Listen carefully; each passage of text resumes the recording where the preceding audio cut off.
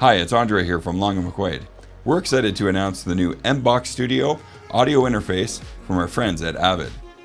This new USB-C audio interface for Mac or PC is cleanly laid out for ease of use and packed full of features.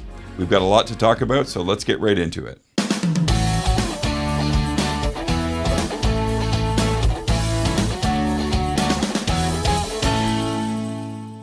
Avid is known for their industry-standard Pro Tools software, as well as their super high-quality line of recording interfaces and controllers.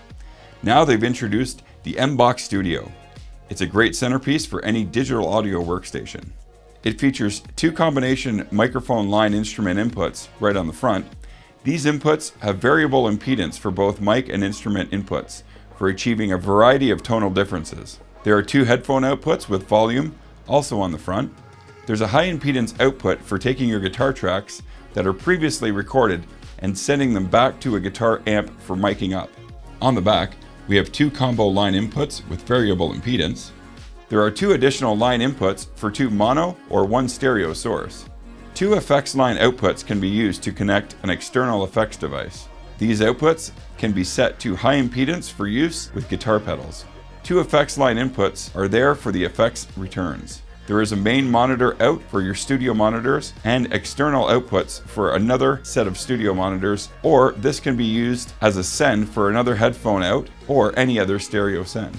There are both a stereo digital input and output and ADAT optical input and output for moving 8 channels of audio to and from the MBOX.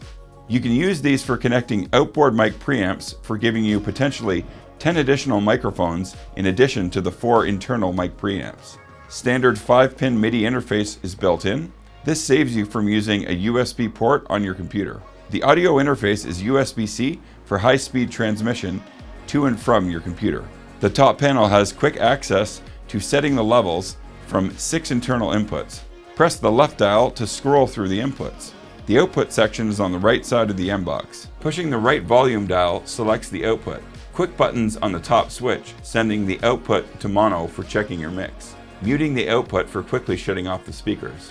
Dim for quickly reducing the level.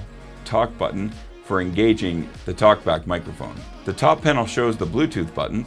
There are separate Bluetooth in and out sources. Connect to a cell phone for listening to a mix that someone brought into the studio, then stream to Bluetooth headphones. There's a built-in guitar tuner that uses the display on the front panel and also activates a tuner plugin on your computer. There are 4 programmable buttons, and finally, a link to the MBOX software. Let's look at the MBOX control software. The software is laid out with 3 rows. Inputs on the top, these are mic, instrument, and line inputs.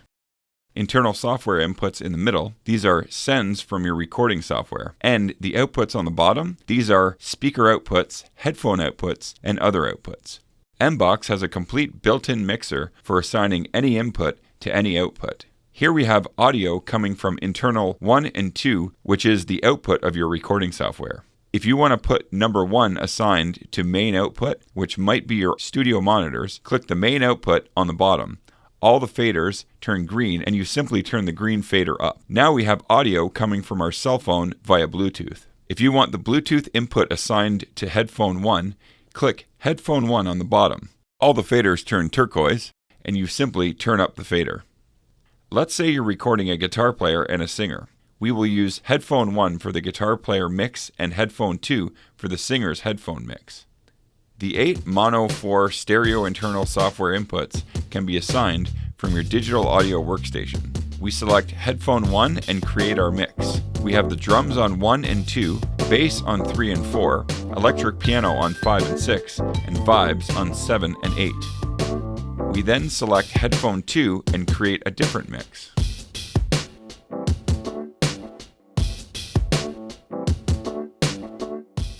The inputs are routed through the internal mixer. You can assign the input type. Turn on phantom power. Select the input impedance for trying out different tones.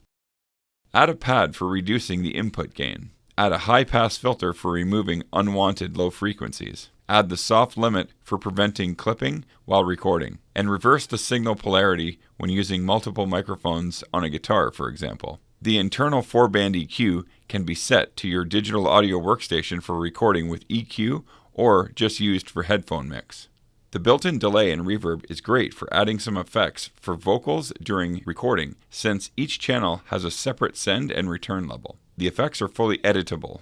The 4 color buttons on the top of the box are controlled here. Each button can have 2 settings, one by pressing and the other by pressing and holding the button. The 2 foot switches are assigned here. The loopback feature is assigned here for routing audio through streaming software such as Zoom. Quick access to the tuner is found with this button. Settings are adjustable here, and they've added a handy routing diagram to help you review the signal flow. Another helpful feature is the detachable monitor control.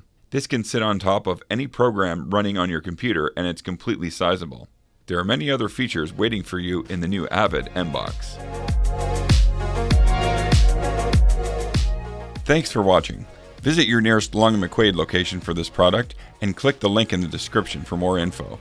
See you next time.